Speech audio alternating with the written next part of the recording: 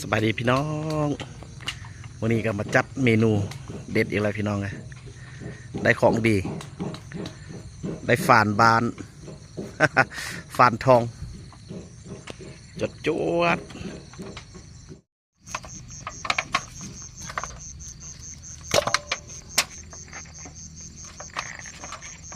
ดุกทางปิงพี่น้องเอ้ยขักสุดปิงดุกทาง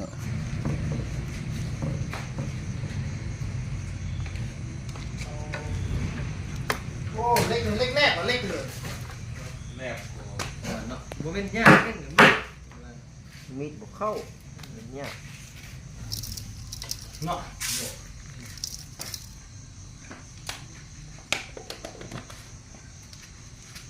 บริตำสุพรรณ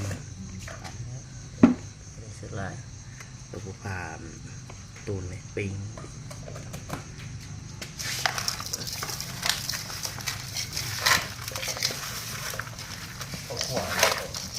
หัวกับไส้จะออกกำลังเป้ามันขนาดนั้นขนาดบปิงยังมันปิงสุดไฟในหูเบาเลยขาดยังมันทันได้เอาออกจากน้อยนะ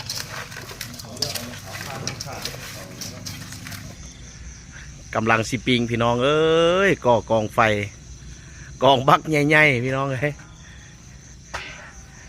ฟานบานตัวเดียวเบิ่งกองไฟนี่ งัวเป็นโตก็ยังได้อยู่นี่พี่น้องนี่โอ้ยกองไฟก็เอาซีนขึ้นก่อนพี่น้องเลยก่อทานเคี่ยใส่น้ำหลังเบิ่งเอา ข้างมันแบบนี้แหละ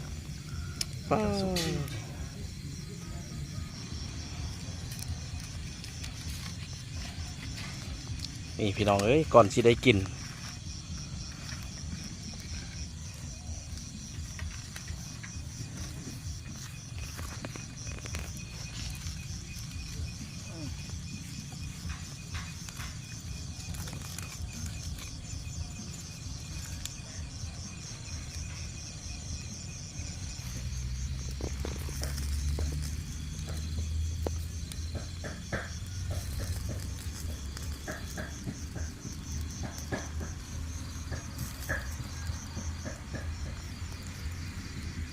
นี่พี่น้องตับแก้วตับ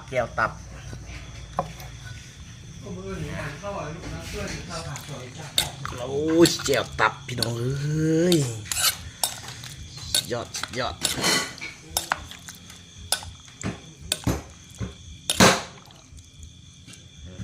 ้วตับแซ่บๆพี่น้อง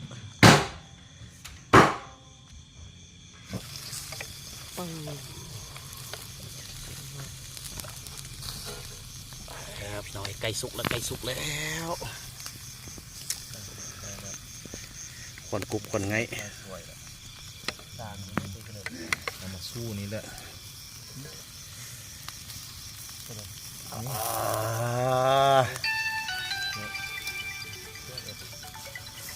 ยาวกว่ามันหน่อยความมัน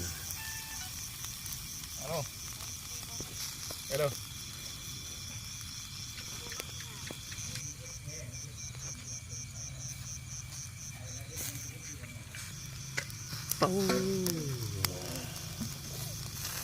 ปะท่านก็ได้หวานลื่นล่างสุดข้อมันสุดยอด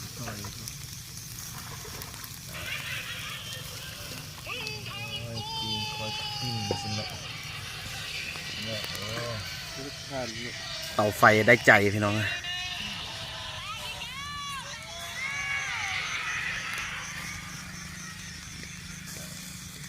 มาเด้อแซ่บๆเด้อพี่น้องเด้อ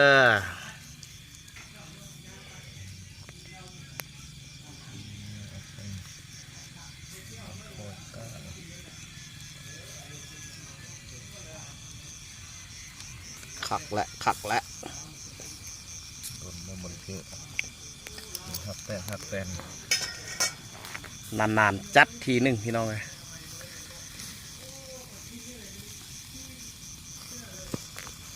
ม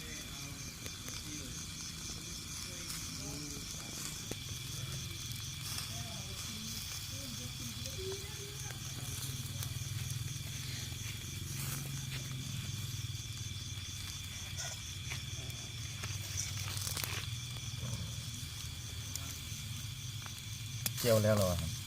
แล้วเลยถ้าแต่ปิงสุกแล้วก็จวดอะไรนี่นะ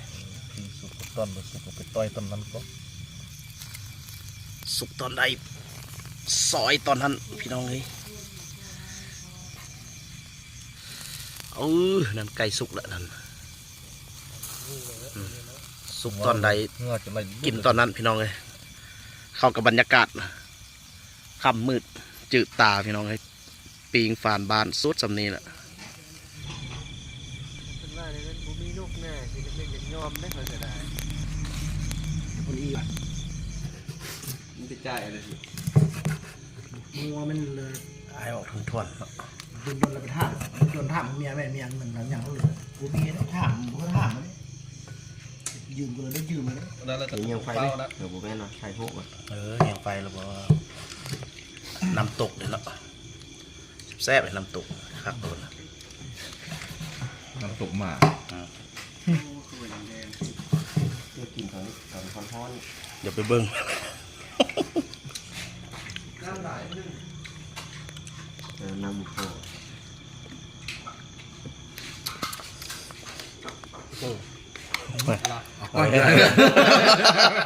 ว่าที่ว่ายินมามึงเต่าหน้านี่บ่ได้เด้อ